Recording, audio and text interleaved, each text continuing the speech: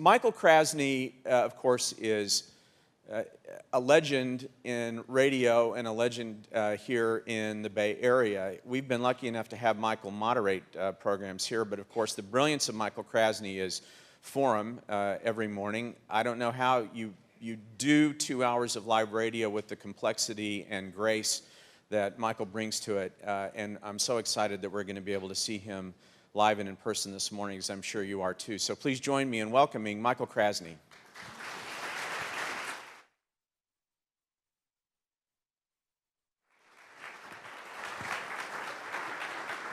Good to see you. Thank you. Thank you all for being here. I was just reminded when I once introduced Kirk Douglas as a legend, and he said to me, legends are dead for the most part, but I appreciate that warm introduction. I appreciate all your being here. Thank you for being here. We're going to get started shortly. Live radio is something definitely worth watching, and I hope it will be for you. I know that sounds oxymoronic and paradoxical, and it is. What we are about here, though, is interactivity once we get things moving along, and we'll ask you if you have any questions, and please feel free, or comments, to raise your hand. We use you as a live, I shouldn't say use you, we engage you as a live studio audience, and we want you to feel free and unencumbered and uninhibited to express yourself. Also, I want to mention that there are some people we need to thank here before we actually go on the air. Thank warmly our sponsors, Carnegie Mellon, University of Silicon Valley, and Theater Works of Silicon Valley. Appreciate very much the support from both. And since we're going live without any wire or without any delay, except for the usual 7 seconds or so, I'm going to ask you, when I say I'm Michael Krasny live from the Computer History Museum, I'm going to ask you to go to your more primitive impulses and give shouts, yells, screams, whatever you feel comfortable with. Yeah, you get the idea. Just so people know in the radio listening world that you're here. Okay? That's a terrific warm-up. Thank you for that. So when you hear me just say, actually the out cue, as we say in this business, will be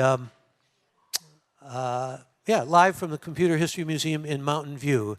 I'd like you to cheer and applaud after that. I'd like you also, if you would kindly enough, turn off your cell phones so that we don't have any interference on that score. And I hope you all enjoy the show. And I again thank you so much for being here with us today.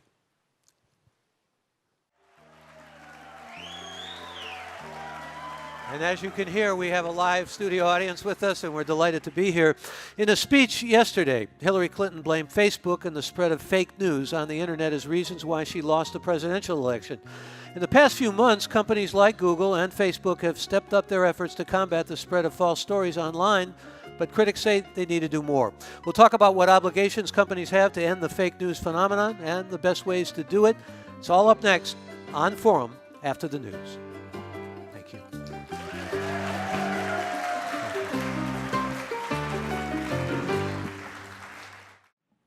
Live from the Computer History Museum in Mountain View, I'm Michael Krasny.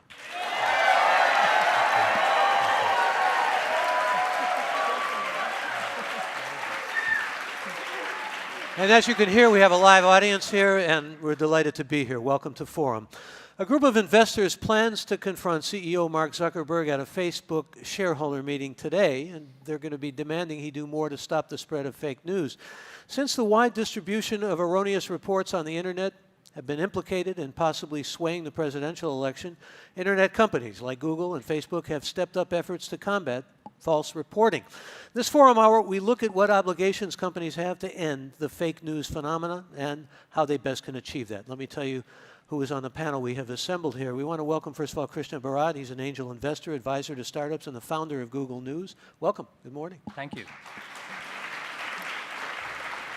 Sally Lehrman is also with us here this morning, director of the Journalism Ethics Program at the Trust Project at the Makula Center for Applied Ethics at Santa Clara University. Welcome, Sally. Thank you, Michael. And Laura Seidel, digital cultural correspondent for NPR, is with us as well. Laura, welcome. And Tom Truenart, who is Director of Business Development at Medan and founding partner of First Draft News, which is a coalition of organizations working to establish the best practices for news verification. Welcome, Tom. Glad to have you all here. And Krishna, I'm going to begin with you. And let's talk about just how platforms may indeed address, or how they're addressing, or what they need to do to address in a better way fake news, especially in light of the fact that the social media now can create and actually create sources of fake news very quickly and more rapidly than ever. Yeah, so platforms are starting to grapple with this issue. I mean, they've heard from their employees that this is a big deal. They're hearing from their shareholders. They're hearing from governments that elections are being threatened. And so they're starting to make the right moves, but I think they have to move faster and they have to do it at scale.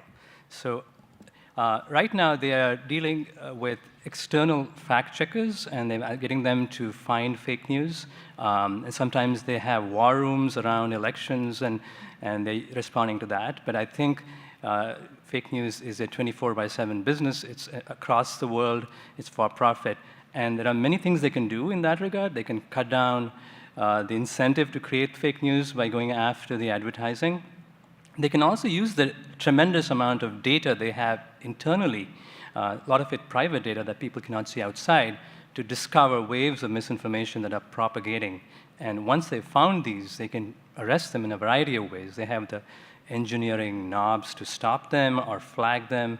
And they can also work with external fact checkers and credible sources to identify these as fake or not, and thus provide some disclosure as to what they're doing. So I think they have to do a bunch of things. They have to use their engineering to detect these things more efficiently, and they have to involve people outside the organization to help decide whether these things are fake or not, and they have to take some decided action. A lot of this involves looking at the algorithms, doesn't it? A lot of it involves looking at content and applying machine learning and algorithms to it to detect an outbreak, and then afterwards going back to the algorithms that rank news or show it within the news feed or within search, and appropriately modify it so that fake news is suppressed. This may sound like a silly question, but what's the advantage for the platforms themselves? I mean, they're not necessarily, maybe they're enhancing their name and their reputation, but in terms of business, they're not necessarily profiting by this. Plus, they stand to lose in terms of being charged with censorship, bias, all those kinds of things, don't they not? Yeah, that's why it's a thorny issue for them. I mean, they do not make any money from fake news. People have said that they make a ton of money. That's not true. It's just a blip. And by attacking fake news, they also risk a backlash and accusations of political bias. The reasons they are moving is because it affects their brand and their mission. Remember that these tech companies motivate their employees based on mission. People think they're making the world a better place. And when the employees hear that what they're doing is actually spreading fake news, that actually causes a problem with the mission statement. So they have to address the internal backlash as well. So it's for brand reasons and for company morale that they're acting. Not strictly for the traditional business reasons of making revenue. There's also the difficulty of who's curating that as well. I mean, we get into that whole problem, don't we? Curating in the sense of who decides what exactly gets shown to users. Exactly. It's different for search and it's different for social networks. So in search, the search engine has a lot of flexibility on what they show. And their first commitment is to provide good information. So I think they can do a lot to block fake news. But when it comes to personal expression, if I share something with you and it happens to be fake news, it's very problematic for them to get in the way of that. So the most they can do is probably flag it, or they might demote it within my newsfeed. So they have limited power in how they can curate that. And again, Krishna Bharat here with us this morning is founder of Google News and now an angel investor and advisor to startups. Sally Lerman is director of the Journalism Ethics Program and the Trust Project at the Markkula Center for Applied Ethics at Santa Clara University. Let's talk about this Trust Project, first of all. I mean, it's going to be easier for you to presumably move ahead. In fact, you're launching soon to have indicators, right, that will at least tell people what they can find in the way of detecting fake news. Yeah, so the idea behind the Trust Project is how can we make it easy for the public to identify high-quality news out of all this hubbub online, and also how can we signal this to the news distribution platforms like Google and Facebook.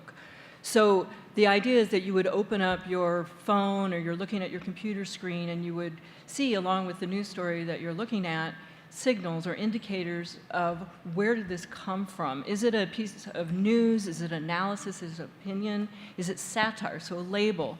You would be able to click a button and find out, well, what's behind this story? What is the organization that stands behind it? When were they founded? Who owns them? Do they have an ethics policy? Do they have a commitment to diversity? Do they have corrections policies? And then you could also click on the author byline and find information about that producer or author. And then tied to these bits of information that the public could see, we would provide signals back to the news distribution platforms that their algorithms can read. So then it essentially is an affirmative signal as opposed to the fake news negative signal. It's an affirmative signal that this is quality, and can the platforms elevate high quality, ethically produced news. How do you determine, though, what is and isn't partisan news? I mean, people seek out partisan news, don't they? Yeah, well, so that's a great question. So the way we came about these signals or these indicators, we call them the trust indicators, is we went to the public and we talked to people and did interviews and said, what is it you value in the news? When do you trust it? When don't you? And we brought all that information then to news executives and had these workshops with senior executives and tried to marry journalistic values with what the public is looking for, and came up with these indicators. And we decided we're not going to create some sort of like mark of approval that says this is the quality news and this isn't. The idea is that the public will have the information they need to make a decision. So let's say maybe you want partisan news. Maybe you want information that is tailored to your interests. You could get that. You could also be able to differentiate between something that might be like Mother Jones and is deeply reported, investigative news, high quality, and something that's just made up. And from the back end, then the algorithms would see all these indicators of quality as differentiated from something that was just invented yesterday or is funded entirely by by just a partisan organization. But I'm sure you get the questions often, how do we know we can trust the paper of record, say, the New York Times? How do we know we can trust Google, for that matter, or Facebook? There is a question of real trust that many people bring up and media challenge in different ways. Yeah, well, that's important and good, because when I think about it, and we call it the Trust Project, and sometimes we think, well, is that really the right word? Because we want to be able to help people identify quality and support quality, because we know people are looking for that. At the same time, there's a sense that media literacy campaigns that try to get people to be critical of the news maybe have backfired a bit, and so people are so critical they don't trust anything. So we want to offer information so people can make clear decisions and also hold news organizations accountable. So let's say a news organization says we have this ethics policy, and you as an individual are kind of wondering, well, how this piece of news here doesn't seem, this quote seems a little bit averse to their ethics policy, or they say they're committed to diversity, but where are the diverse sources here? Then you could complain. And so there's, Krishna came up with this phrase actually early on when we were talking about this, that you create sort of a virtuous cycle, where the public is paying attention to quality, sharing quality, helping one another appreciate quality, and then also pushing news organizations to do a better job. But you also have your indicators built into algorithms, too. I mean, just on the engineering side, as well as building up virtue and trust. Right. So at the back end then, because all these are produced by the publishers, and I want to emphasize that this is coming from a community of news organizations. We've got 70 news organizations involved, and they've been working together to come up with these signals, and based on what the public says is important, how do you make decisions about what is trustworthy? And then the signals go back to, they're all put in place by the news companies. So it's not some sort of external source saying, this is what matters and this is what you should trust. Instead, it's news organizations standing up and saying, here's what we're doing, here's why we're doing it, here's how we're doing it, and then those signals are absorbed by the algorithms at Facebook and Google and elsewhere. And we do have a lot of cooperations by the platforms. We have, Google is one of our funders and has been working with us. Facebook is working with us. Bing is also very interested in using the signals. And Twitter and LinkedIn also have participated and cooperated with us. So do no evil turns into virtue somehow. Well, that's the aim, right? Yeah. Can I just ask you what you do about shoddy journalism, or how that fits into this, or satire, Okay. which is often fake news Yeah, too? Right? yeah. So this is the thing. One of my concerns always is that we've allowed this idea of fake news to kind of take over, and that anything we don't like becomes fake news. So how can we? Yeah. So one, can we clearly, coming from a news organization, identify what is it we're really doing here? Is it news? Is it analysis? Is it opinion? And we had this discussion, well, should we mark satire? Who does satire in news organizations? Well, it turns out news organizations, at least in the other, around the world, and like a company in Italy was saying, La Stampa said, well, we do run satire, so we want to be able to mark that as distinct. And then this idea of, well, poor quality journalism, that's where you come in, where the public comes in to say, okay, you say that you stand by these ideals, but we're not having it. We think that there are some problems here. Let me turn to Tom Truenard, who is also with us, directs business development for MEDAN, the founding partner of First Draft News, which is a coalition of organizations establishing best practices for news verification. Tom, let me begin by just asking you, are the platforms doing enough really at this point from your perspective? I think there's definitely room to do more, and this has been a long-standing problem, and the idea that fake news is something that emerged in 2016 is in November. You've been working on it for 5 years. It's quite frustrating because if you look outside, so we started working on this challenge in Egypt in 2011. We were covering a lot of social media reports coming out of the Arab Spring from Egypt and Syria, Libya, Tunisia. And it was very apparent in the moment that there was a lot of information that was misinformation or disinformation, alongside some really high quality, very credible and useful citizen journalism. So forgive me, were you able to determine how much of this came from government as opposed to from independent sources? We weren't doing kind of a statistical research at the time. We were looking more at debunking individual, we were so in the moment of covering that story that we were looking at debunking individual missteps. But the fact is that this has been a very long-standing problem, especially to people outside of the United States, in Egypt, Philippines, Indonesia. And so what I'd like to see is the platforms really engaging more with their international audience, because I think that that's where a lot of the fake news and misinformation challenges are most apparent and most risky. If you look at somewhere like Myanmar, Facebook and the internet are almost synonymous. A lot of the people who use the internet there use it through the lens of Facebook. And so if there's a fake news problem in Myanmar, then Facebook needs to be very aware of its responsibility to its users. Still those who are saying Myanmar is a fake name. They should be calling it Burma still, but I wouldn't necessarily advocate that. We are, for the most part, we do refer to it as Myanmar. I think that was almost an NPR decision. But let me go back with you, Tom, though, to what can be done. I mean, at this point, you can certainly look at the traffic and look at the referrals and all that, but also you have to go to fact-checking, right?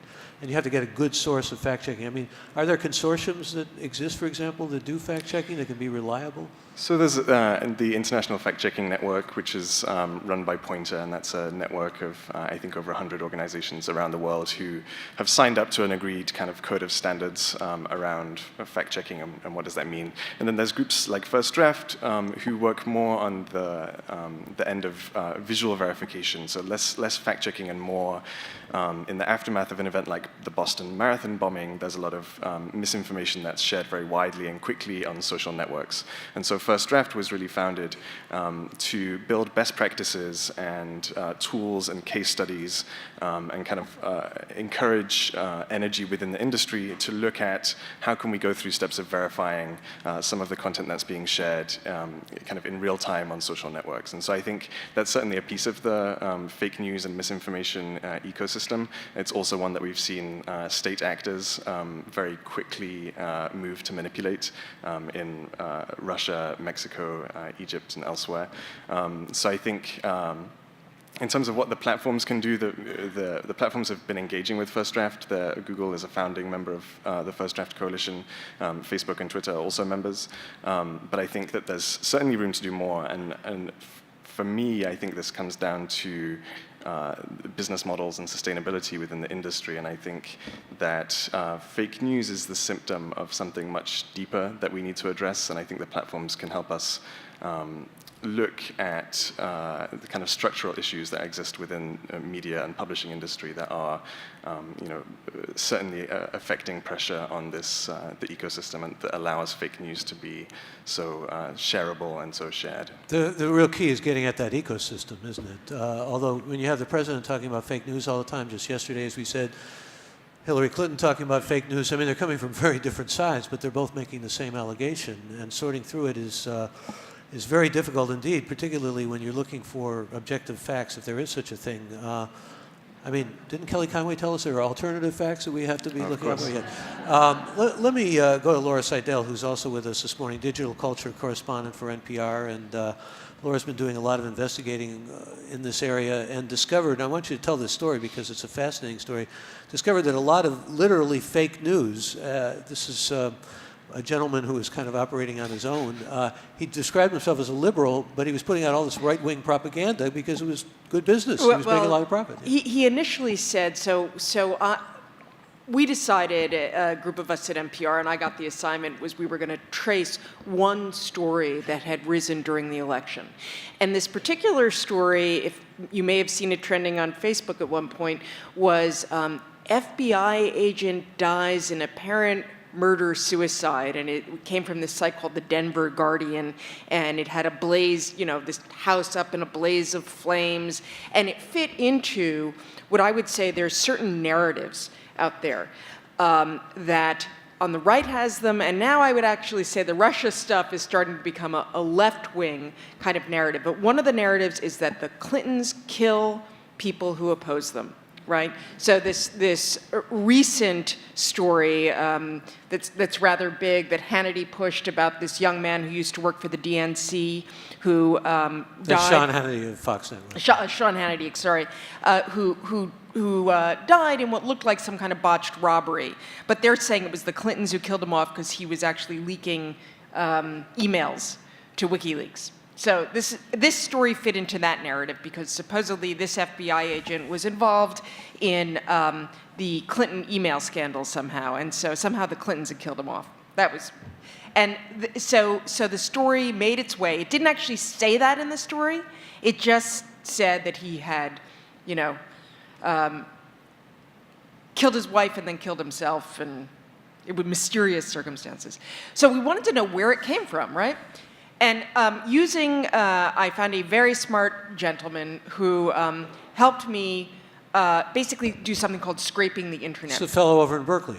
Yes, a fellow over in Berkeley, John Jansen, a lovely Kiwi, who helped me figure this out because when we went, if you know how the basic structure of the internet works, you have to register a domain name. So I wanted to know, where did the Denver Guardian come from, right?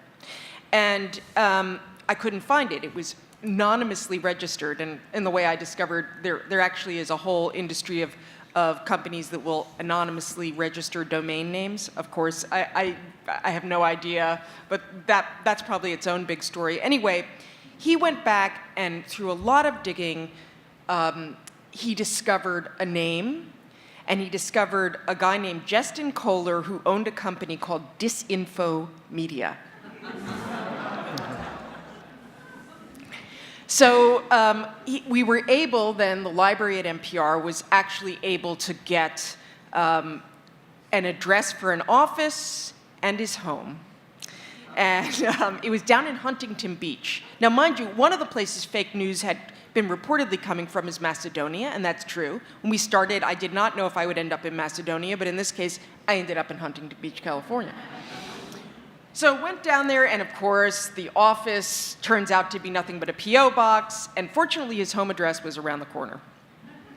So we went around the corner, knocked on the door, and the guy comes out, it's like a nice Huntington Beach kind of beach bungalow house. Let's pause there because Yeah. we're coming up on a break. We'll keep you in suspense as to what happened in, All right. in Huntington Beach. But I also want to mention, lest I forget, that if you want to see what live radio looks like, you can watch the Computer History Museum stream of today's broadcast on our Facebook page. And by the way, we invited Facebook to participate in today's conversation, and they declined. And obviously, we haven't even brought up Twitter yet. I want to get to that as well, but we'll hear the rest of Laura's story. How would you like to see tech companies respond to the problem of fake news? Give us a call. Our toll-free number is 866-733-6786. That's 866-733-6786. You can also get in touch with us on Twitter and Facebook. We're at KQED Forum, and you can follow the hashtag forum CHM. That's hashtag forum and the letter CHM, or email questions to forum@kqed.org, or post them on kqed.org/forum. And the audience, if you have something you would like to add, questions, comments, raise your hand. We will go to you. Thank you so much. When we return, we'll get the rest of Laura's story, and we'll also find out more about, obviously, what to do about fake news.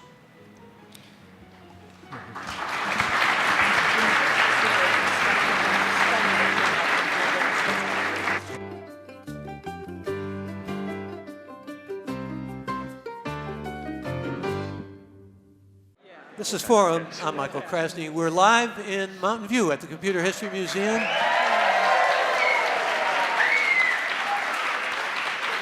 And we're asking some very serious questions about fake news and what we can do about them, discussing how tech companies are responding or not responding enough to the fake news problem with Krishna Bharat, angel investor and founder of Google News, Sally Lehrman, director of the Journalism Ethics Program at Santa Clara University, Tom Truenard, who is Director of Business Development and Media and founding partner of First Draft News, and Laura Seidel, Digital Culture Correspondent at NPR, and she was telling us about going to Huntington Beach, and we were following the money. Pick it up there, if you would, Laura. And then what happened? Okay, so knocked on his door. He denied being, Justin Kohler initially. We knew he was because the mailman had come by and we're like, is that where he lives? We knew it was him. Anyway, about an hour and a half later, we left an email, and he got back to us and said he was willing to talk. Now, he had talked under assumed names to the media previously. He claimed he started doing this to poke fun at the right-wing media and to show how quickly this stuff would spread. Turned out, though, he had developed a bit of an empire. He had people working for him. He had many sites other than the Denver Guardian. And he said that he was bringing in between $10,000 and $30,000 a month doing this. Now, he had another job. He made me wonder what I was doing working at NPR, doing real news. But here, one of the keys here, during this process, it was after the election, Google had started to try and pull ads, and this is really key, had started to pull ads from what was deemed fake news. And, his sites, one of his sites, not all of them, one of his sites had been dubbed fake news by Google, and so they pulled the ads. Well, he said by the next morning, he had literally dozens of other offers from ad networks willing to put ads on his page. So it isn't just the big companies either. There are various ways to spread these things around the internet. Because once somebody clicks on something on Facebook, goes to a website, right? And there's things on that website. So it isn't just, Google or Facebook that are involved in this process. Interestingly enough, on the way here, PolitiFact found a guy very similar to the one I found, who was a liberal, who literally was doing this supposedly for the same reasons, to poke fun at the right-wing echo chamber. And so Justin Kohler was not the only guy. Yeah, making fun at the same time that they're spreading fake news. Let me go to a listener in one of the members of our audience. Jack in Palo Alto is out there with a question. Jack, join us. First, what is the definition of fake news? And secondly, how can news have objectivity given that human biases that we all have, including reporters and journalists, typically have? How could there really be objective news? Yeah, Sally, let me go to you on this. Okay. Sally Lehrman. Yeah, so that's such an important point, that we all look at news from a particular vantage point. And this is something that when we talk to the public about what people value in the news, when they value it, came out often people recognize that reporters do come to a story with a particular perspective, and usually it comes from our upbringing maybe, or the people that we've had, that we've known through our lives. And so one of the things that people in the public ask for is we want news that brings us a variety of perspectives on a topic. And so good journalists, the best journalists and most journalists, I'll say, do know that they have a bias that they bring to a story, and so they try to correct for that. They go in and they look for a variety of perspectives in order to understand what is really going on here. And so the words I use are stronger than a typical journalist would use. I am a journalist, but I recognize that I come to a story based on all the things that come into my mind or that build my perception of reality, which is my race, my class, my gender, my economic status, even where I grew up. And your language. I mean, when you use language, you're using something subjective, and you're putting sometimes opinions in without even necessarily realizing it, just through the words that you choose. That's true. So we correct for that, and that's one of the reasons that one of our trust indicators is diverse voices. So have I made a concerted effort to go in or go out and find people who can correct what might be my assumptions about this story going in? They ask for a definition of fake news. One person's fake news may be another person's sacred truth, right? I mean, depending where you are in the political spectrum. Krishna? Just to chime in, I mean, there's a personal definition which says that I don't like this, therefore it's fake news. I think our president believes that too. But there's also a more practical engineering definition. So rather than policing things that should not be policed, like opinion and spin, we should be going after the most outrageous claims and sort of outright fake news cycles. And we're getting them on the left and the right both, are we not? Yeah. So, and that is both easier to identify and also causes more damage. So I think the platforms would be well advised to steer clear of policing opinion and going to the other extreme, where a story was completely manufactured or an existing news story was augmented with a fake fact or two. Krishna, Kathy, one of our listeners, writes, isn't Facebook a social media site? It shouldn't be a format for news. I mean, should Facebook even be in the news business or be considered to be in the news business? Well, these platforms are not traditional media companies, and there's a lot of debate about that. They're allowing expression, right? So individuals are transmitting things that they find useful. So that's what makes it so problematic to police them. That said, the effect they have on society is so tremendous that I think you cannot, but you have to do something about it. And I think what Facebook can do in this regard is either flag things and say this is problematic, which they've said they would do, but I don't see them doing that very much. And also to bring in alternate perspectives. So one of the things that we did in Google News was we said we can't prevent a source from saying something, but we can show you what other sources are saying that are complementary and sometimes contradictory. And therefore, you as an individual consuming news get a range of perspectives from the left and right, and you can decide what's true and what's false. Well, there's a lot of money in this, as Laura Seidel, you found out, right? I mean, we're talking about huge amounts of cash that can come in. Well, there's also the folks in Macedonia, right, which is another center of fake news, where you found this whole town, BuzzFeed broke this story, this whole town of people who were making enormous amounts of money, who had never made money before, just able to peddle fake news in the United States. So yeah, I think there's a huge amount of money. I want to say something about the term fake news. I think we should, I think it's become meaningless.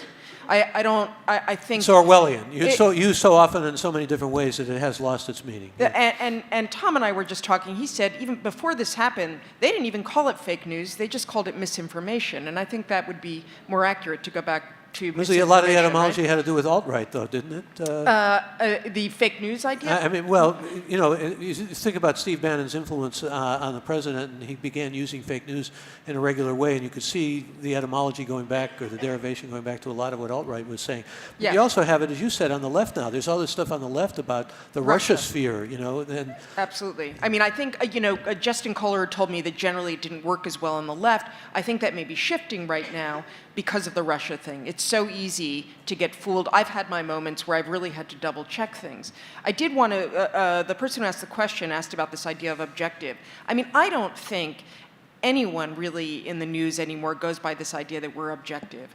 But we do work very hard to be fair and to get our facts straight. And I think if most of the public could see, at least at NPR, how the sausage gets made, you would understand the difference between citizen journalism and professional journalism. And there is a huge difference between what I do and what somebody who throws an opinion out there is. And I try very hard not to spread misinformation. Well, let me go to you, Tom, if I may. Tom Truinart, again, is Director of Business Development at Medan. Let's talk about Twitter. We've been talking a lot about Facebook and Google, but I happened to read an article by Farhad Manjoo, and he said, let me just give you the essence of it. Twitter exacerbates groupthink. Actually, he used the example that came up recently was this word that was probably a typo from the president that went out all over the Twitter universe. But conspiracy theories go all over the Twitter universe, and the fact is it's easy to manipulate a kind of, easy actually to focus on Twitter, make something look like it's real, and then it goes out and it continues to go out, and the metrics can be gamed. Yeah, absolutely. Twitter's an interesting challenge because in some senses, because it's a more open network, it can also be easier to debunk things quicker and also spread debunks quicker. But in terms of its use to amplify misinformation, it's certainly something that we've observed in many countries of the world. It's very easy to and inexpensive to buy an army of bots who can share something that is fake or misleading or miscontextualized very widely, very quickly, and manipulate consensus, really. And manipulate consensus, yeah. And we've also seen state actors be very proactive in this space. So if you look at the Mexican government, for example, has a very sophisticated social media manipulation strategy whereby on the one hand it will poison a hashtag that might be discussing something legitimate like a protest. It will flood it with spam, so Twitter, the spam detectors syncs the hashtag. At the same time, an army of bots will float another hashtag. So this is one way that we've seen, and there's lots of different actors who are kind of involved in the space. But I think fundamentally this gets to the asymmetry between it's very inexpensive and easy to spread a lie, but to correct it is very expensive and very difficult. And we have this constant dynamic of and I think this is a real challenge to us who work in fact-checking and verification, is that the lie will travel much further and much faster than any attempt to correct it. Remember how fast it was, like almost as fast as the speed of sound with Pope Francis supposedly backing Donald Trump for the president. I want to go to the audience next. We have a question from Sebastian in the audience. Yes. My question is, I think the problem, with fake news seems to be its immediacy and kind of the punchy headlines that people can sort of use to, back up their own opinions about whatever they may have and reinforce use that as a citation, if they will. Is there some way that companies can combat this punchy immediacy of the headlines that we see? Because I think that some people don't even really dive into the actual news. But it's a good question, and thank you for it. And Krishna, let me go to you. Yeah, so Krishna this is Bharat. called clickbait. So you create a catchy title that makes you want to click. There are ways to police this. One is obviously to have people, if you see a big spike in a lot of clicks on a headline, you can have somebody look at it. There's also a way to measure audience reaction in response to that. How long they spend reading the article, if it's misleading. But I think there's a bigger problem here, which is that if I'm creating fake news, I can afford to be quite sensational. If you're creating real news, you have to stick with the facts. So I think fake news tends to be quite fantastic, and people seek fantastic. So it aligns very well with what people want to share. So there are people who share things that they know are fake, and they know they're outrageous because it'll create a rise out of their following, and it may help their ideological goals. So there's something in human nature here that is accelerating the spread of known take it and news. hyperbolize it or sensationalize it to get more of a response, which brings me actually to another question for you, and that is, you write about the wave, and I'd like you to describe that because it sounds like surfing. You got to catch the wave, right?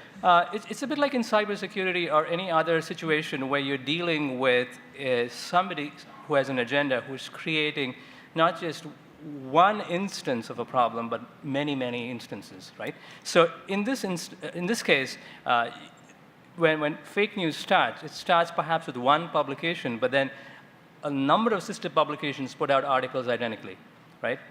Or somebody creates an image that is like a meme, and then lots of sister images get created, right? And this is abnormal. This is not how real news behaves. And these all start with obscure sources.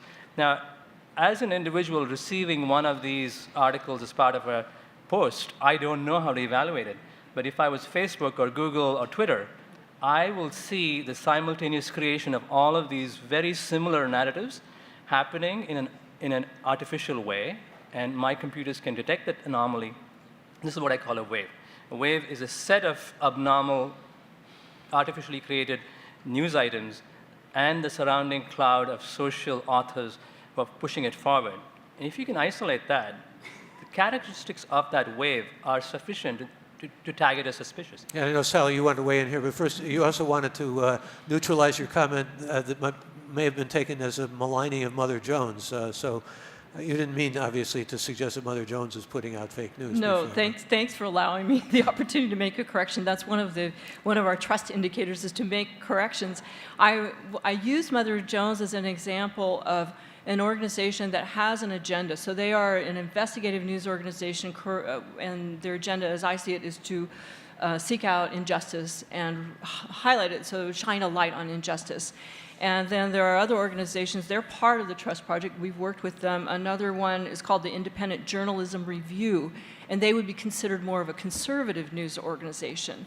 So the truth is that we're seeing are you working with Craig Newmark at all? Yeah, the News Integrity Project? Craig Newmark is one of our funders, yeah. And the News Integrity Initiative is a large initiative that aims to bring together organizations like ours, organizations that are working on news literacy, first draft, et cetera.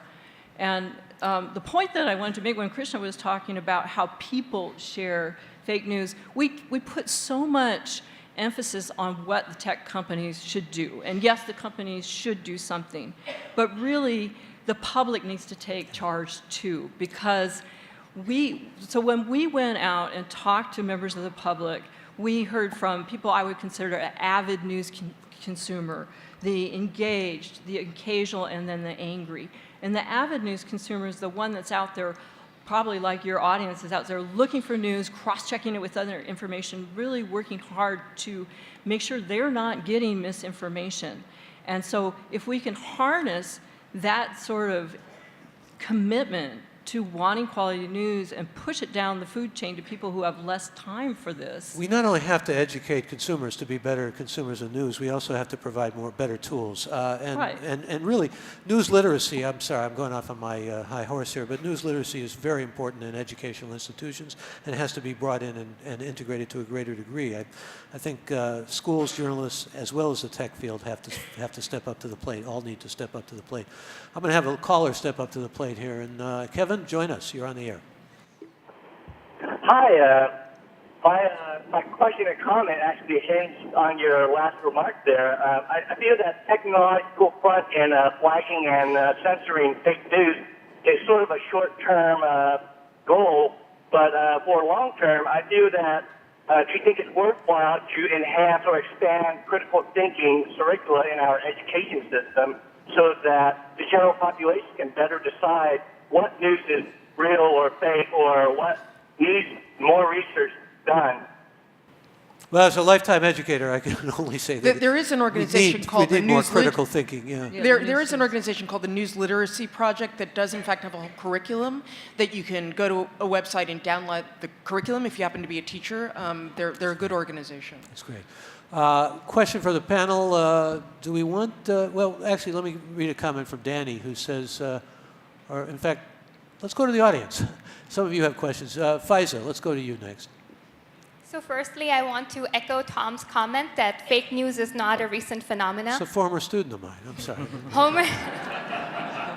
Homer in the Odyssey talks about how rumors are spread by gods to give information about what is happening. So yes, fake news it's been around for a millennia. The other point I want to ask is that in this postmodern or post-postmodern world where we're all playing our own language game, how do people from the left and the right tendencies come together? What kind of tools or what would the panel suggest that people can come together and unite? Right. Some ideas from anybody on that. Tom, go ahead. Well, that's a big challenge, I think, right now. But one of the opportunities, I think, and I think this speaks to something Laura mentioned about you do a tremendous amount of work that is kind of behind the scenes and doesn't get seen by the audience. And so one of the things that I see as an opportunity for newsrooms who are serious about rebuilding trust with their audience is exposing some of that process and maybe inviting some of the audience into that process if there are opportunities to do so. So we've worked with a partner, for example, called Bellingcat, who've done a lot of really amazing community-led investigations into the conflict in Syria, the conflict in eastern Ukraine, for example, where they've really been able to draw on the expertise and energy of their audience to do quite a high level of investigative work. And so I think that if we can look, at the moment the social networks are defining the terms of engagement. It's like or share or click or retweet. And I think we should be looking for deeper ways to engage with our audience that are more journalistic and that can be more directly beneficial to the work that we're doing. And so our job at CHEK is to try and build tools that can facilitate some of that deeper engagement. Laura Seidel, you probably remember that Stanford study, which was so dismaying because, and a threat to democracy. Students all over the country were simply unable to distinguish between fake news and real news. That's right. There was a study that came out about that, and it's troubling. And also, the media, I want to say on the Twitter front, a study came out that showed how the media, which is increasingly has less funding and we're all more strapped, has been fooled by seeing something trend on Twitter, right? So some topic, and the right's really good at this, picking up on it and thinking they should report on it. And so the right, for example, amplified this story of some African-American young people who beat up on a white disabled kid. That was literally, you can trace it, it was amplified by right-wing sites. Not that it didn't happen, but that how significant it was manipulated by Twitter in this instance. One last You're reminding quick me, thing. excuse me, of the danger in that sort of thing. You remember the Pizzagate? Right. I mean, it's a perfect example. Some guy runs in with a gun because he thought that, according to right-wing news dissemination, Hillary Clinton was running a sex trafficking thing for children in Washington, D.C. at a pizza place. It's unbelievable, which is horrible. One really quick thing I want to say, just, this is just about news in general. News, the amount of money we have been cut back is a problem because part of, I think, bringing people together is creating trust with institutions.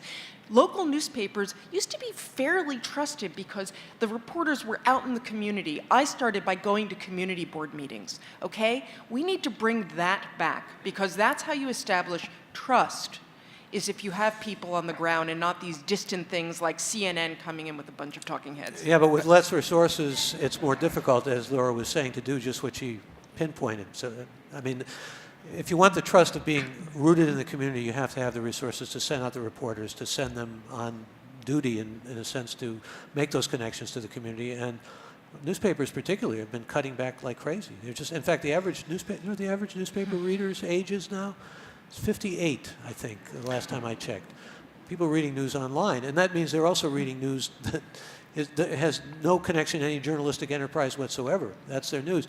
In fact, let me ask the panel, do you want Facebook or other social media companies deciding what is fake news?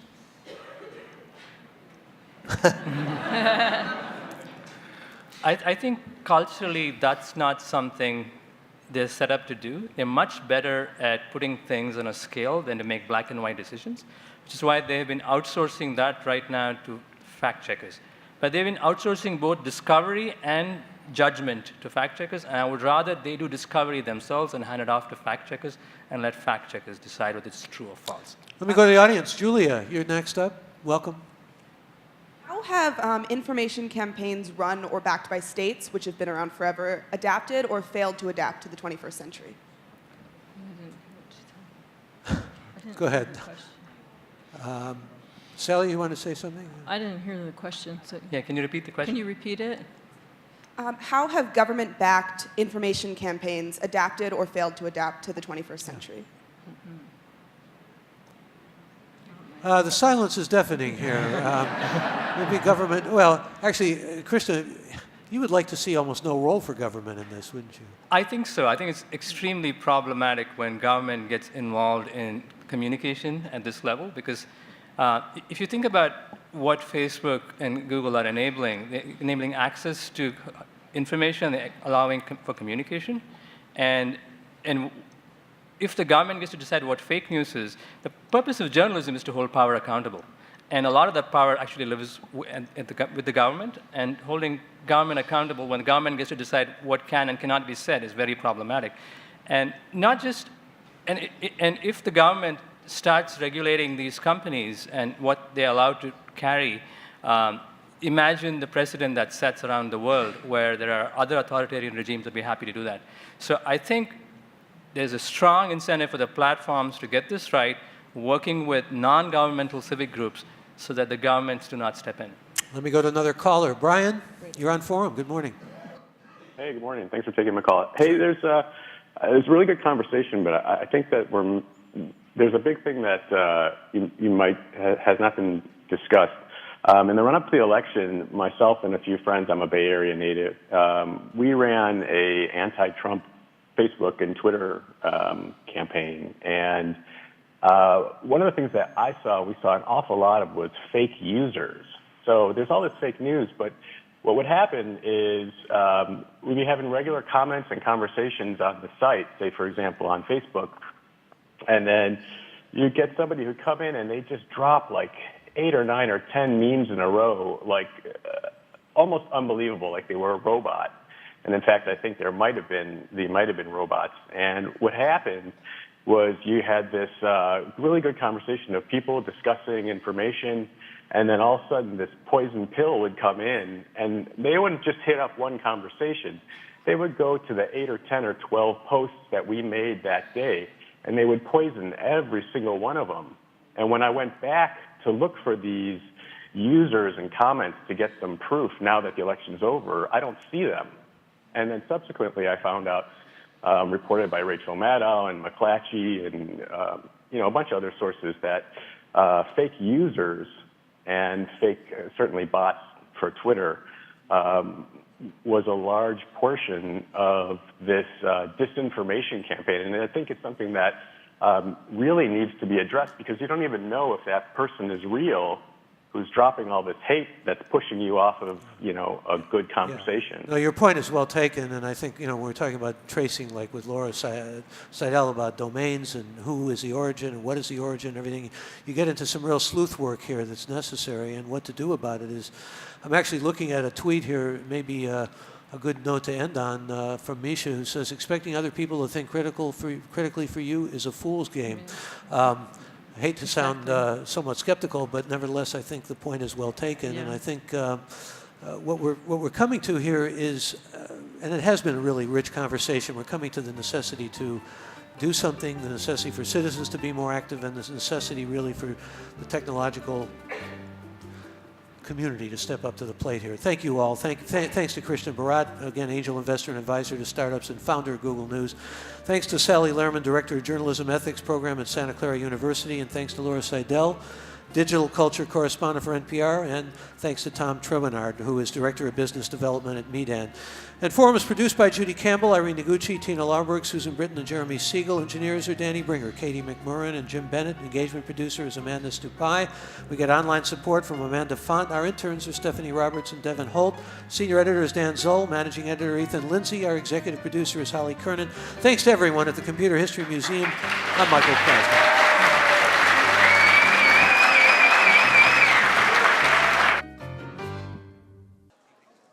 Live from the Computer History Museum in Mountain View, I'm Michael Krasny.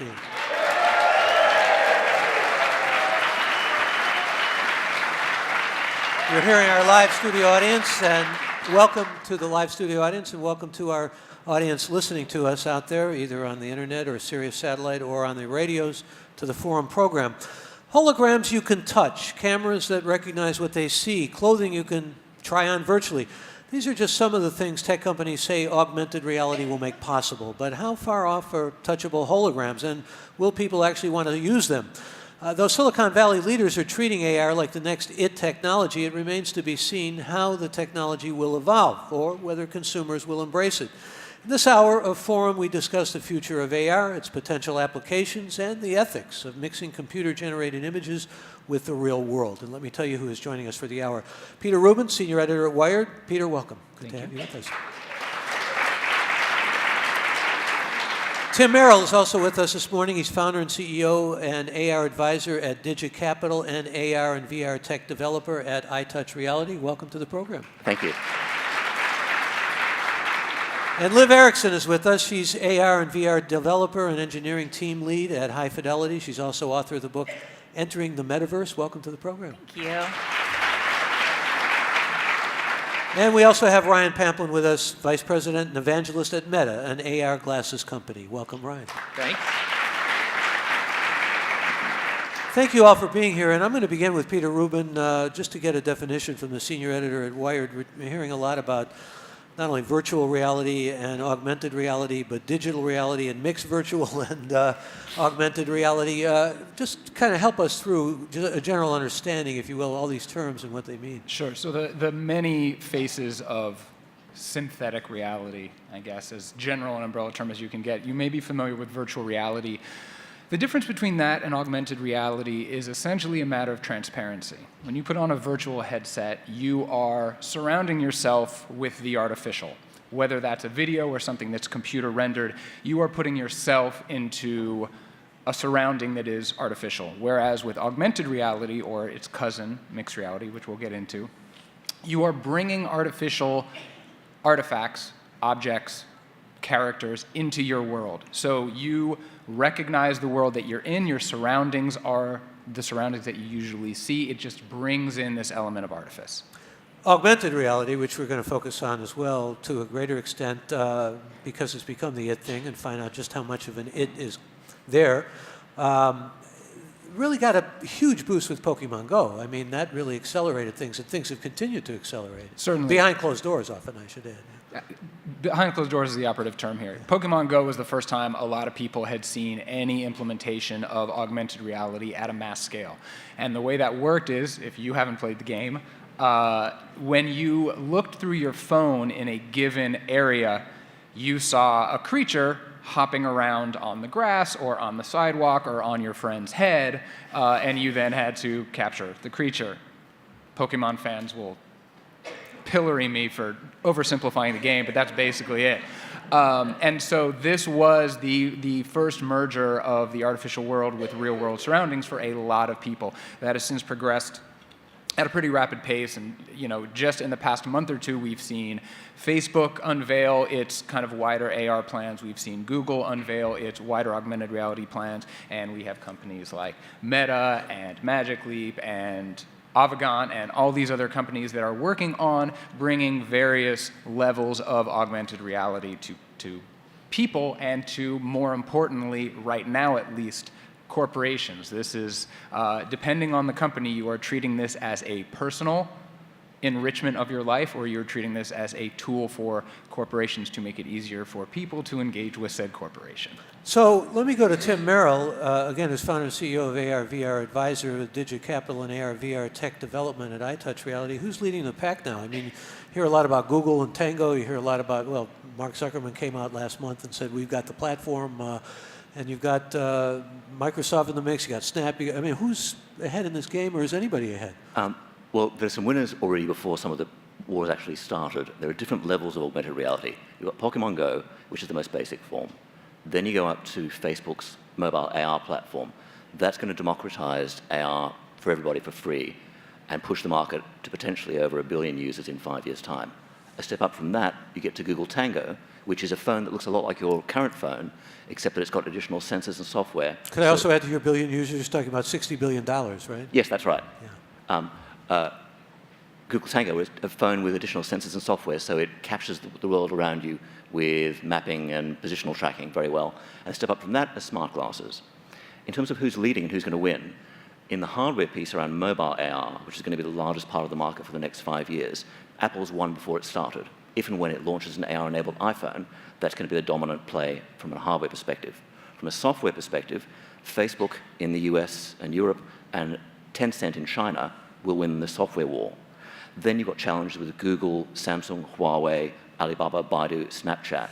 The longer term, when you're talking about smart glasses, is further out in terms of consumer acceptance. And that's where, again, as a step on, Apple's going to be very well placed when it gets there. Apple's really in the best position, aren't they? Because they have the whole ecosystem. Right, yeah. Everything from hardware to software to developers to App Store. We've been saying for the last couple of years they're the best placed tech company to lead. But we're reading about the fact that the hardware still has to catch up. I mean, and to a great extent, there's all this cooperation, all this talk about cooperation, because everybody wants to move forward on this at the same time that there's this high-level competition. Yeah. Well, I think there are actually 5 major challenges for AR. The first is a hero device, so an Apple quality device, whether made by Apple or somebody else. Then you've got all-day battery life, which if you're going to replace a smartphone, it needs to be able to work all day. Then you've got mobile connectivity, so you can move around with it. App ecosystem is the next one. In other words, you have to have a lot of developers and a lot of software for it. And lastly, the telcos cross-subsidizing for price. 2 of those factors for smart glasses are really difficult. Battery life, in particular, with current tech, you can't actually have a pair of AR smart glasses doing heavy-duty AR running all day without a battery pack. So great for enterprise, doesn't work for consumers yet. That's probably 2-3 years out. How far are we away from touching holograms? Oh, you can do it now. But consumers won't do it now. You can buy a HoloLens now, but it'll cost you $3,000. Yeah. Well, the prices will go down, presumably, as we found with most technology. They will, but again, it's a question of steps. First step is mobile AR with software, Facebook and so on. Then mobile AR with hardware, Tango. Then you get to smart glasses tethered to phones, which Apple, Samsung, and Huawei will come to, and then you get smart glasses. So it's a question of stages. Now, Peter, let me go to you on this. What are consumers going to be able to do with mobile technology, with mobile augmented reality? So the stage where we are now, the stage is that the companies that we use, or the products that we use most, Facebook and Google, we're going to be experiencing this through our phones. So how these 2 companies are approaching mobile augmented reality kind of says a lot about the aims of both of these companies. For Facebook, they see it, at least right now, as a way for you to engage with your friends in one way or another. That might mean pointing your camera at a friend and seeing a rain cloud appear over their head if they look sad. Or seeing sunglasses and a terrible fedora appear on their head if they're looking cocky. Just playing with it, this is what you see. This is silly, right? This is Snapchat filters. These are the kinds of things that just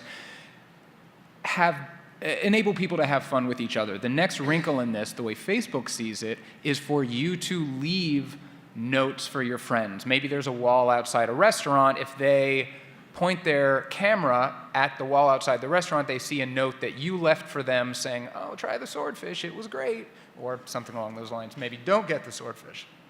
And so, if you're looking for mercury. Right. And then where Google is using this, and this is a really interesting distinction, is they have enabled a way to allow your AR-enabled phone. Tim mentioned Google Tango, which is this phone line and technology that kind of looks out at the world, and there is a technology that they've developed called VPS, which is like GPS but at a much smaller, more granular scale. So when you walk inside to a store and you point your phone at various things, the store, thanks to VPS, will know exactly where you are and exactly what you might be looking at and begin to present information to you that's that much more granular and that much more catered. So it's a bit more of a commerce play right now for Google, and for Facebook, it's much more of a social play. But inevitably, it's going to move toward medicine and towards really helping humanity. I mean, one can assume. Yeah? Absolutely. As the headsets become cheaper, and this is the difference. Again, we're talking about smartphone-based AR, which is about the level that is attainable for us right now. The HoloLens developer kit, the Meta developer kit, these are the things that start to enable the more transformative technological changes, where you can have an architectural plan on the table in front of you at a meeting, and everyone can look in and zoom by engaging with this hologram, or spin it around and look at this angle, or switch to a different cutaway view so they can look at the HVAC system. For things like architecture and interior design and medicine, being able to look at the model of a heart generated from the scan of a patient before you actually do surgery. This has happened in VR. This will be happening in AR as well. And Peter Rubin is senior editor of Wired. Let me go to Liv Erickson, who is augmented and virtual reality developer and engineering team lead with High Fidelity. She's also author of a book called entering the metaverse. One of the things we learned from Pokemon Go was there are serious concerns, and I'm talking about safety and privacy and just people being out there in the real world and coming under stalking and who knows what else. Some really profound concerns. What's being done on the ethical? Are companies stepping up to this? Are they actually looking at questions of how to protect people? I think that the question of how the augmented reality technologies that we're giving people today, like Pokemon Go, that question of how is this going to impact the communities or those physical spaces is coming in a little bit after it should be. And I think that with Pokemon Go and Ingress before that, we saw a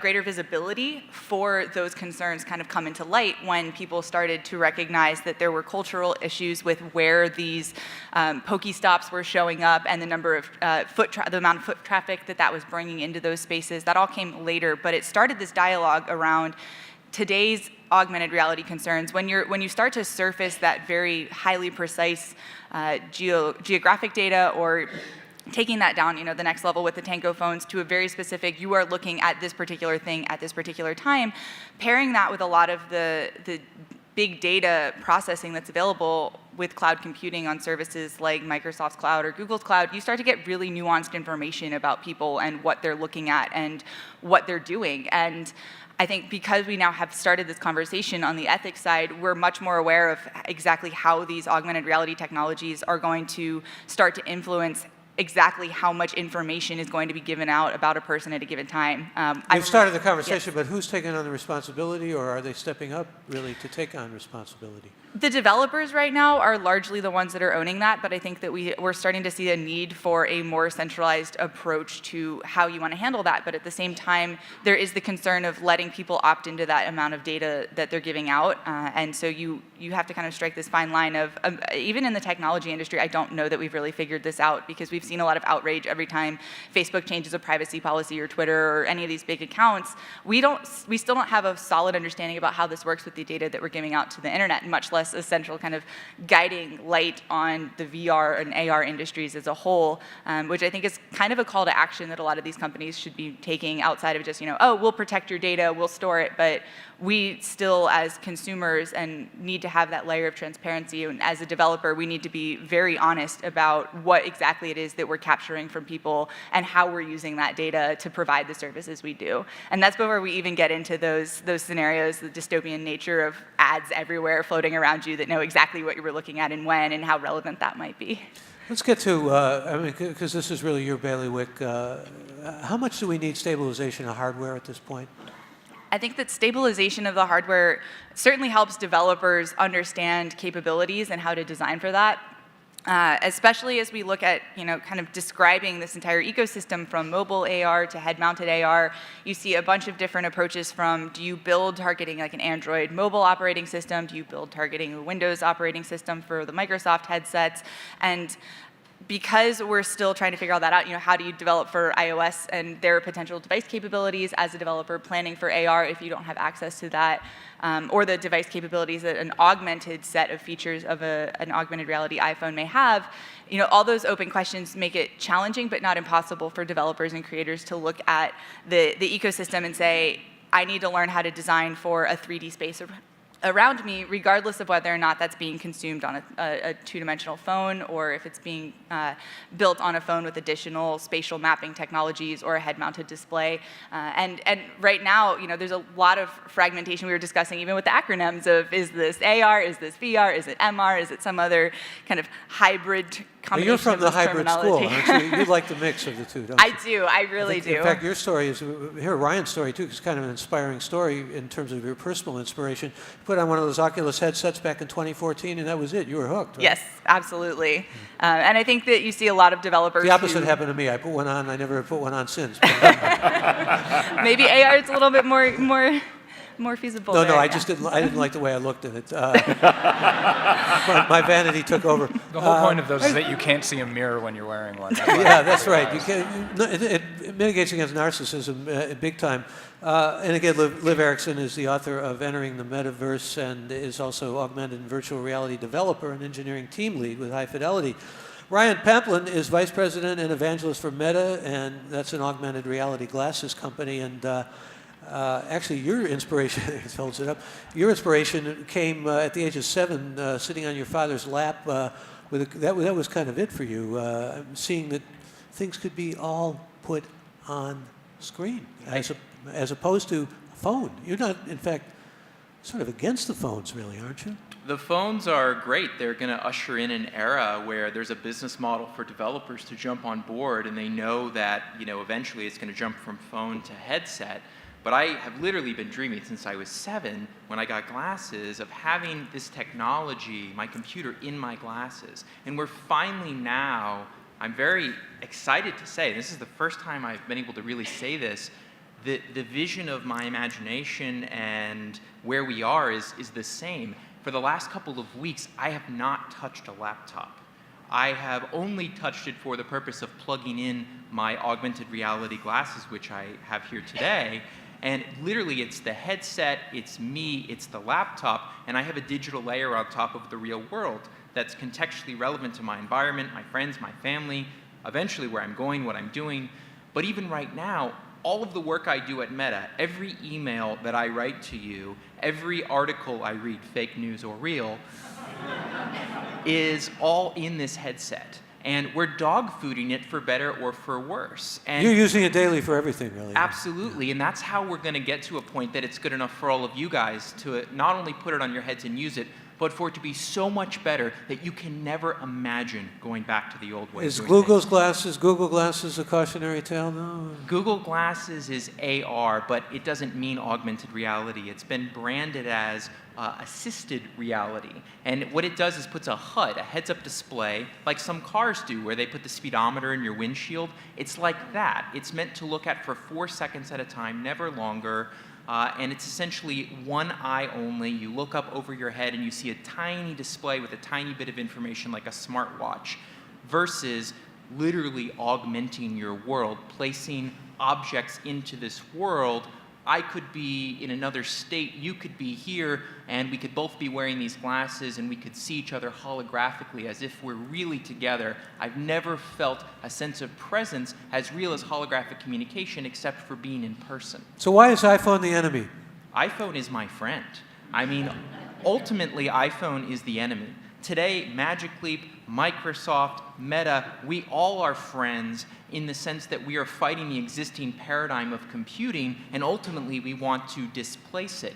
But on the path to displacing it, it's going to be a wonderful aid in equipping these phones with augmented reality sensors, software, and technologies that are going to ease the transition and the acceptance. If I release glasses today, the size of the glasses I'm wearing right now, none of you are going to want them because there's no software that makes them useful. It's the software that's going to be built for the phones that ultimately will come to the glasses that will make them so useful you'll throw your phone out a window. See, it's a new paradigm you're talking about here, nothing less than a new paradigm.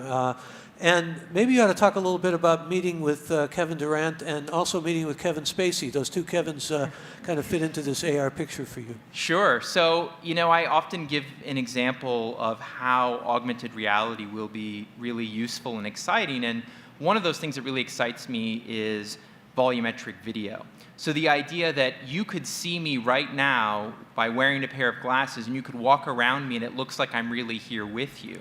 So imagine Kevin Spacey in your living room as Frank Underwood and giving one of those monologues so chilling that you have to look for a subway to push him in front of. That's the future of entertainment. That's also the future of education. That's the future of training. It's the future of so many different things. And I shared this vision with Kevin Durant. I had the pleasure of getting to meet him and all of the other Warriors and the coaches. And what was really exciting was this conversation we got into where I was pitching Kevin Durant on how augmented reality could be used for the fans to look at the new stadium and pick their seats, and how they could use their Intel replay system they have where they do that bullet time thing where they freeze time and sort of go around like the Matrix. And I was explaining to him fans could watch on a table the size of the court, and they could be running around and seeing you guys sort of doll size running around there.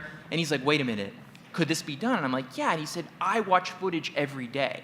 If I could start watching footage this way, this would give me a huge edge in the game. So already here in 2017, we have use cases that are not just enterprise, not just factories, not just big business, but in all sorts of different industries: work, play, shopping, learning, design, manufacturing, communication, collaboration. And we are only a few short years from this being a ubiquitous thing where everyone knows what this is. It's going to happen really, really fast. As you can hear, Ryan deserves the signification of evangelist on this. He also thinks that smartphones and tablets will become obsolete, and has been really inspired. In fact, your story got involved in Kickstarter initially, but we don't have time to go into that because we're coming up on a break, and I want to bring our listeners into this. In fact, I want to remind you that you can become part of this program, join the conversation with any questions or comments. Obviously, that's for you in the studio audience, but also for those of you listening to us, you can join us at our toll-free number, and we invite you to do that. You can, in fact, give us a call at 866-733-6786 and join the program. How do you use augmented reality? And if you haven't tried it yet, what questions do you have about it? What potential uses of AR are you excited about? Again, you can reach us at our toll-free number now at 866-733-6786. You can also get in touch with us on Twitter and Facebook. We're at KQED Forum. And you can follow the hashtag Forum CHM. That's hashtag Forum and the letters CHM, or email any questions you might have to forum@kqed.org and post them at kqed.org/forum. And as far as the audience is concerned, just raise your hand and we will come to you, and we do want to get you engaged, so please feel free to join us. Again, we're talking with Ryan Pamplin, VP and Evangelist at Meta, which is an AR glass company. Liv Erickson, AR and VR developer and engineering team. Tim Merrill, founder and CEO of Digit Capital. And Peter Rubin, senior editor at Wired. This is Forum. I'm Michael Krasny. This is Forum. I'm Michael Krasny. We're at the Computer History Museum in Mountain View.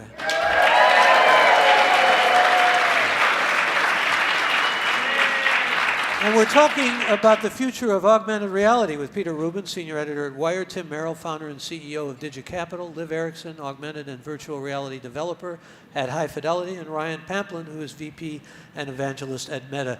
Let's go right to our audience. And by the way, those of you in the studio audience here this morning, just raise your hand and we'll come to you and bring you in. First audience question comes from Dovell.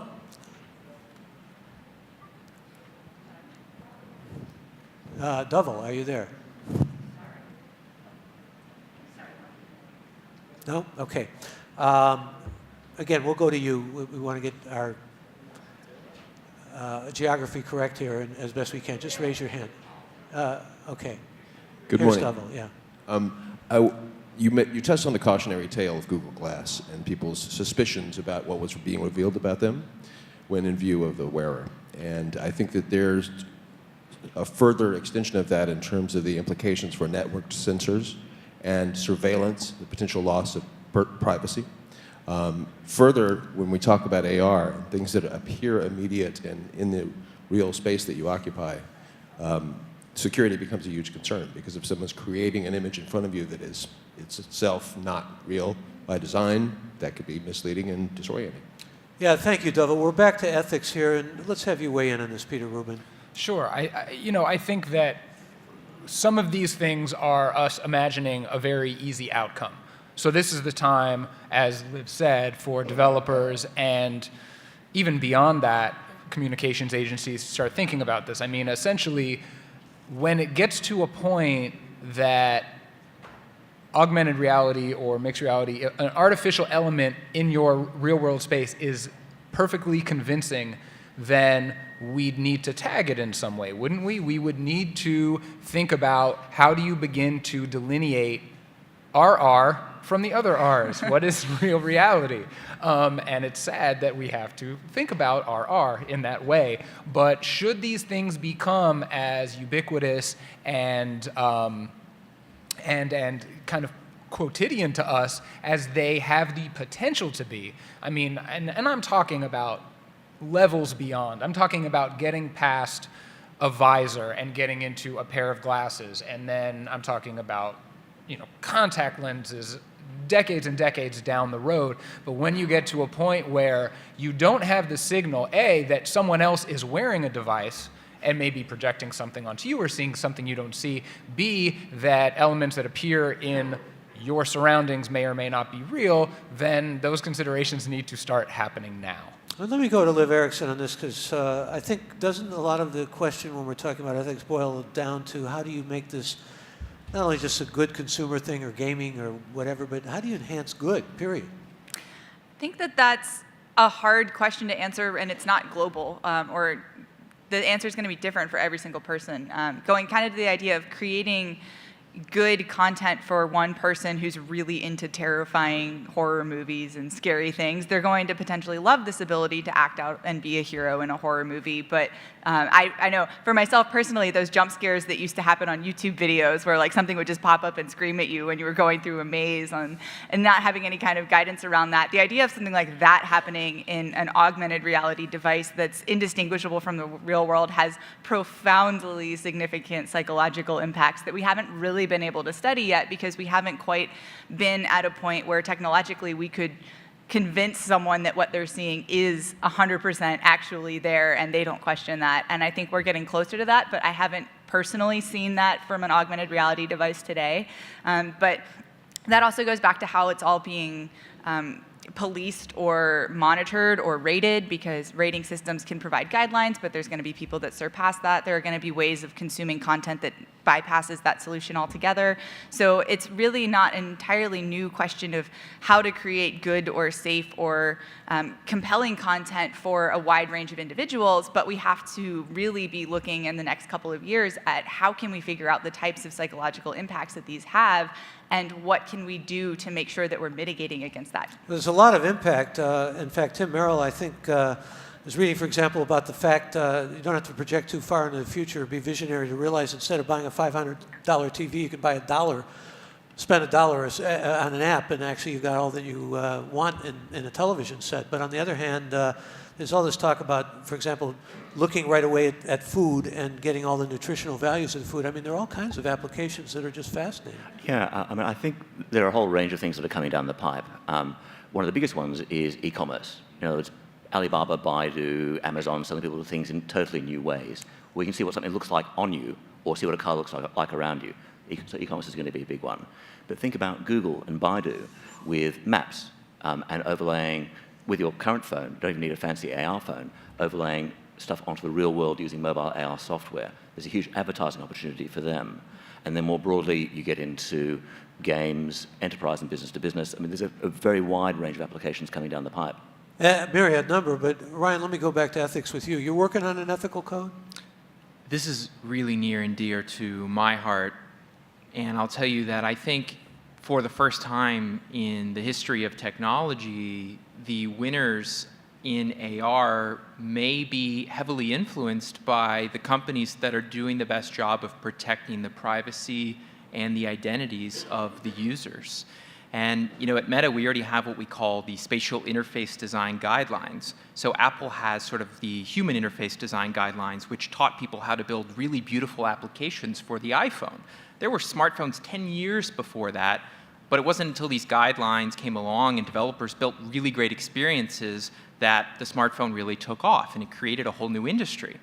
Well, I think the same thing kind of has to happen in AR, because we're not designing for flat screens. We're breaking out of the boundaries of our flat screens and the two-dimensional nature of these screens, and we now have to design spatially around us. And we have to take into account that we're making 3D maps of the world, and we have all these sensors on our heads that can sort of be merged together and could, in theory, give you a 3D map of the whole world. Well, this has a lot of privacy implications. Where can I go? Where can't I go? Can I go to the pyramids in Egypt? Sure. Can I go in your house?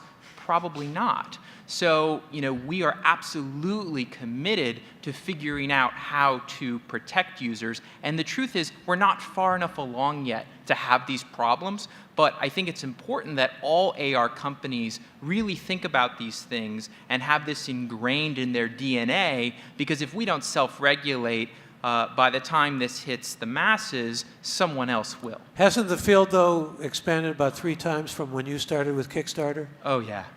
It is exponential. And continues. Let me go to the audience. We have a question from the audience from John. John, join us, please.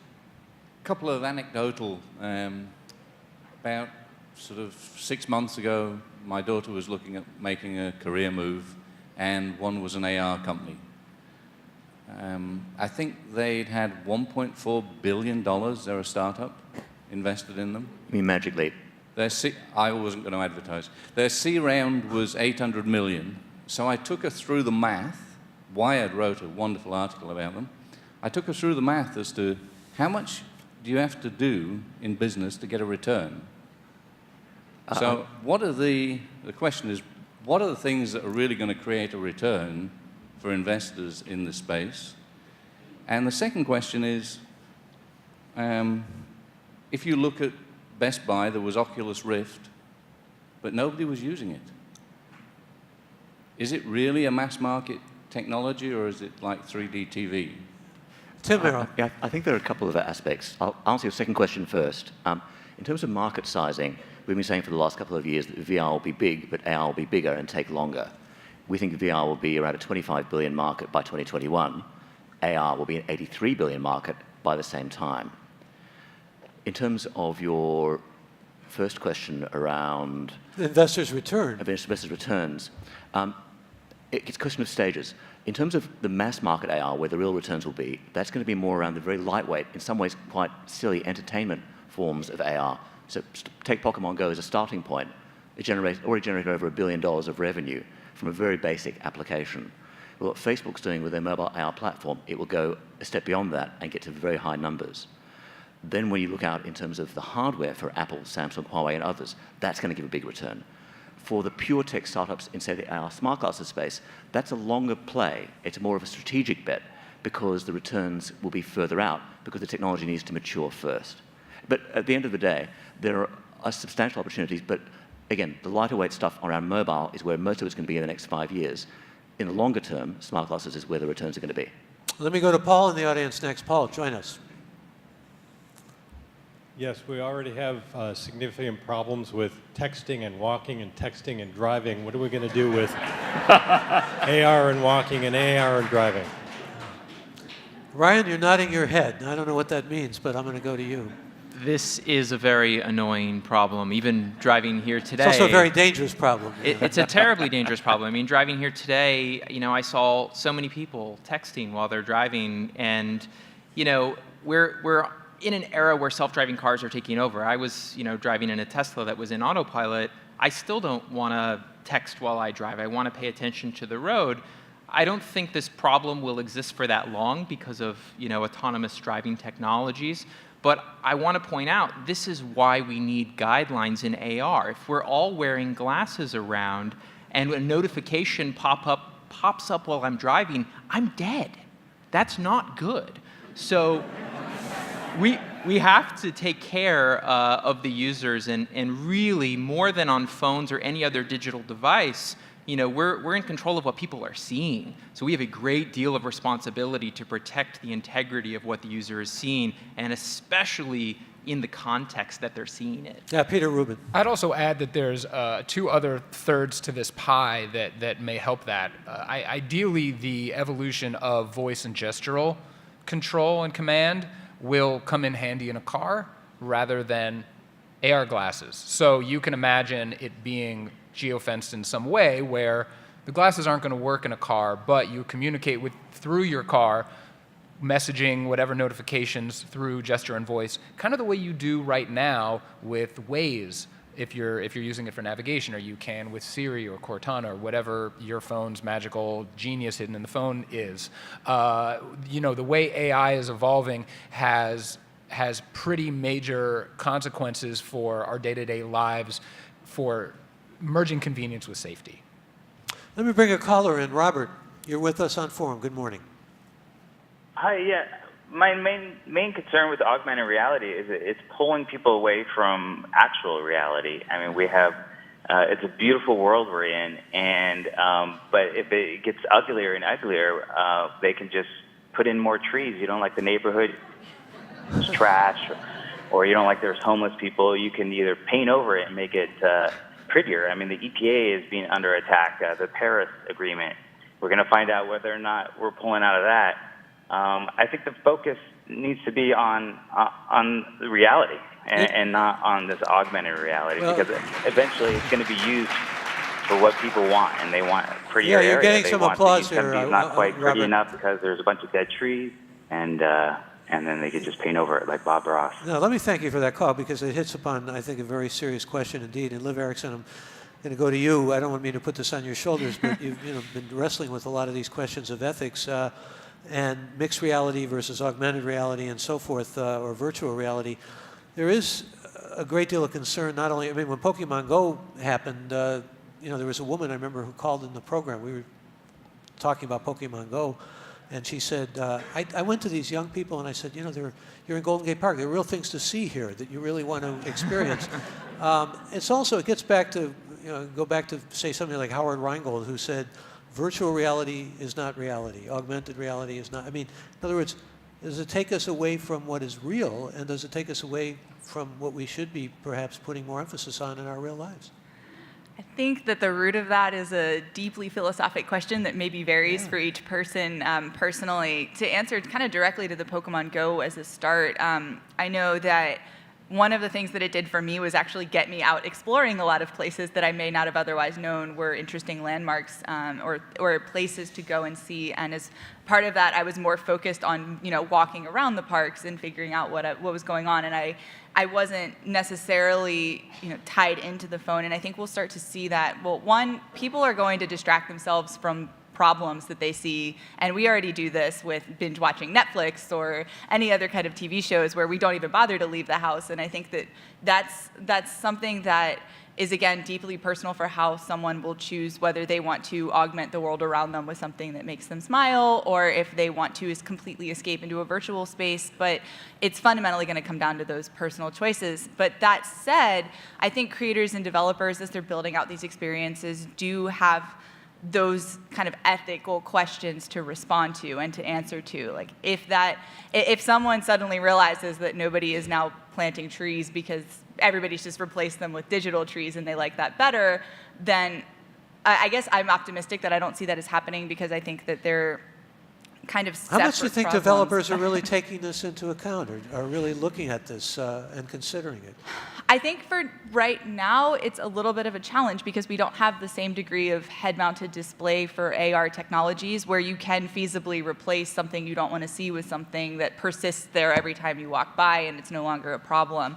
I think longer term, a lot of developers looking at immersive technologies are thinking about ways to make it more social and have a purpose for what they're building rather than just an escape. There certainly exist applications that will let you escape a particular environment or distract yourself from everything that's going on around you, but those aren't the only types of experiences. And when you think about that idea of, well, what is actual reality, you are enabled with these technologies to have an actual reality that would otherwise be impossible. And if you're believing that and it's adding value to your life and hopefully not taking away value from others, I think that as the technology matures, we'll see more of a kind of split between, okay, I want to wear my augmented reality glasses maybe during the work week, but when I'm not working, I don't need them, and I'm going to go out and be even more disconnected than I might otherwise be if I had a phone, because now I'm very contextualizing of what I'm seeing instead of being distracted by this phone right now is just going to give me notifications for anything rather than having like a smart understanding of where I am and what I want to be disturbed Well, by. it just occurs to me we've gone from fake news to fake reality here. I want to go to another audience question, and that's from Rick. Rick, join us. Hi. Thank you. I just want to know what safeguards are being put in so this technology isn't being hacked. Ryan? This is a very important question as well.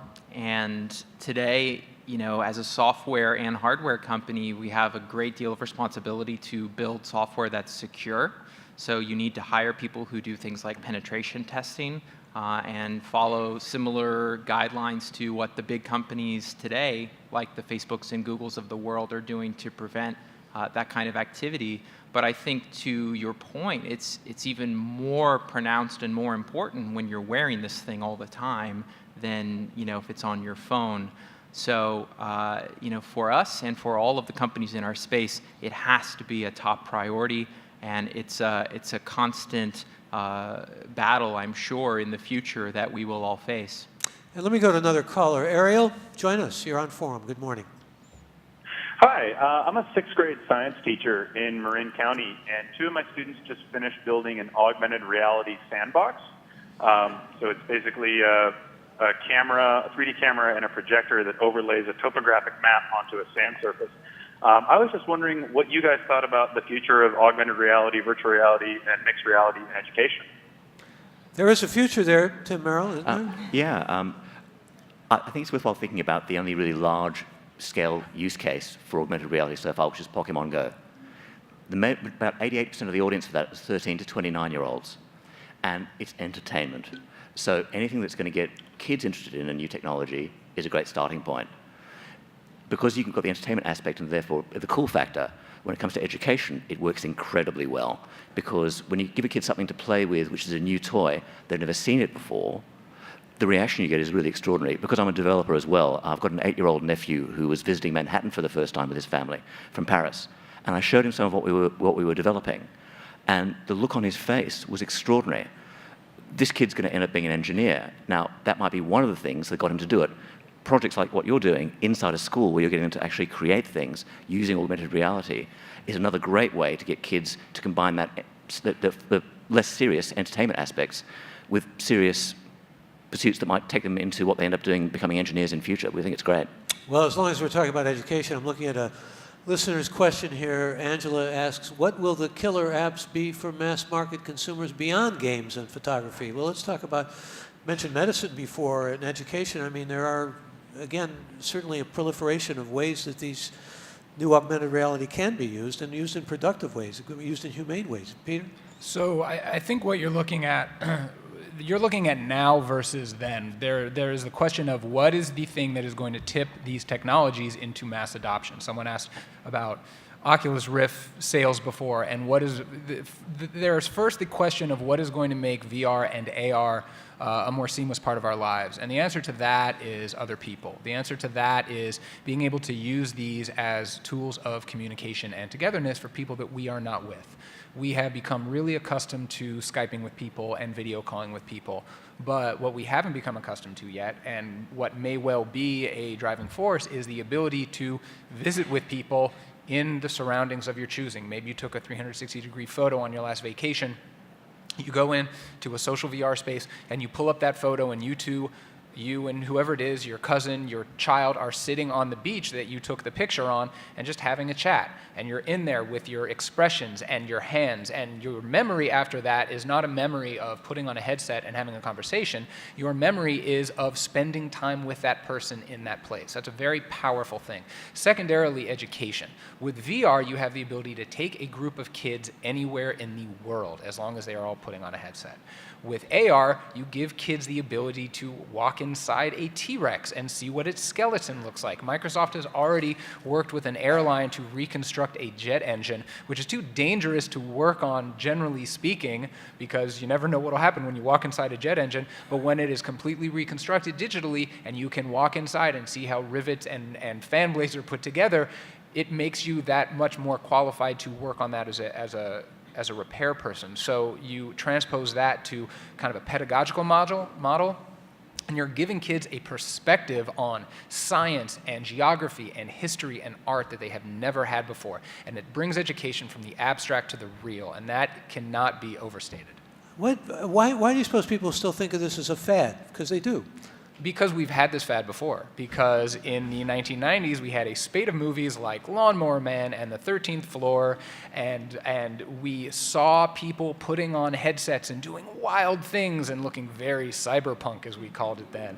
But while the idea of the technology was there, the hardware power was not, and the cost was not, and the comfort was not. Thanks to the rise of smartphones, the first generation of these technologies draws on things that were originally built for smartphones: tiny motion sensors, tiny cameras, small high-res screens.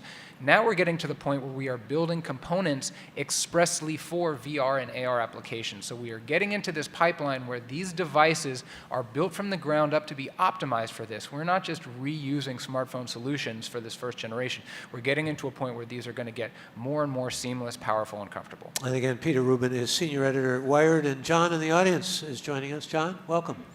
Thank you. I'd like to combine the two halves of this session, which is the fake news and augmented reality. I observe, for instance, we have wars on Twitter over what reality is. We have wars on Wikipedia that get edit wars. How do we avoid the somewhat dystopian view from the 2006 great book, Rainbow's Edge? I see some heads nodding up there. Some of you read it. In that book, everybody has contact lenses, has a shared virtual reality, but they don't agree on what it is.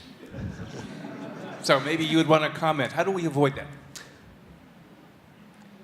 Peter is making a wonderfully smiling expression here. Well, it's a wonderful book. It's a great book, and it does a lot of kind of wonderful foundational thinking about the darkest timeline that we can find ourselves on and how we can combat that. The question, I don't know that we have an answer. I think this goes back to the same thing that Ryan and Liv and Tim and I have all been talking about, which is the need to anticipate these misuses and abuses and try to account for those. This is happening right now with the idea of harassment in virtual reality, which brings a very real problem of toxic behavior online, and it makes it embodied. Imagine verbal harassment and verbal abuse that happens daily on comment threads or on social media happening in the form of a person in your personal space. That is a terrifying intensification of an already difficult problem.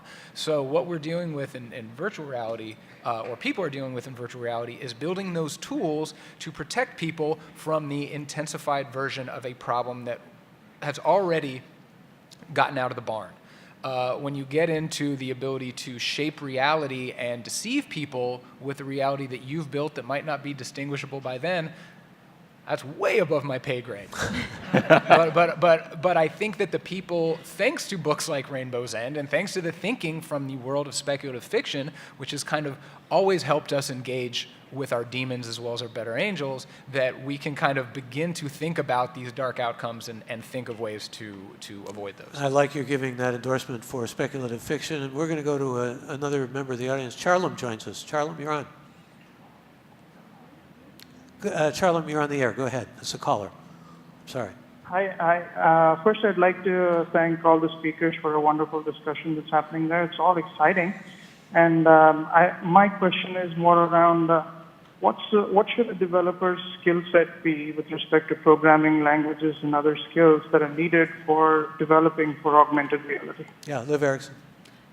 So for developers and creators who are looking to get kind of started with this, the good news is there's a lot of availability from the software perspective about what's available to be building with. You can look at specialized VR or AR platforms and sandbox type development environments. You can look at the web. Web AR and web VR are two rapidly maturing technologies for development of highly portable experiences that take advantage of both smartphone and head-mounted display technologies. Game engines, a lot of those programming skills come in very handy because they're operating within the context of building 3D environments, which our world is for us, and being able to translate those technologies. A lot of the common game engines like Unity Engine and Unreal both support a lot of these VR and AR devices now out of the box, so you can start building and playing with that, all the way down to the graphics layer in C, C++ if you want to be writing your own custom engine or support for very specialized hardware for the different devices you're building for. Well, we'll have to leave it there. Obviously, this is exciting. We'll continue to monitor it. It's also scary in many ways. I think we've raised a lot of the really important questions. I thank the panel, Peter Rubin of Wired, Tim Merrill of DigiCapital, Liv Erickson of High Fidelity, and Ryan Pamplin of Meta. And thanks you, our audience. Thank you for being here with us this morning. Thank you.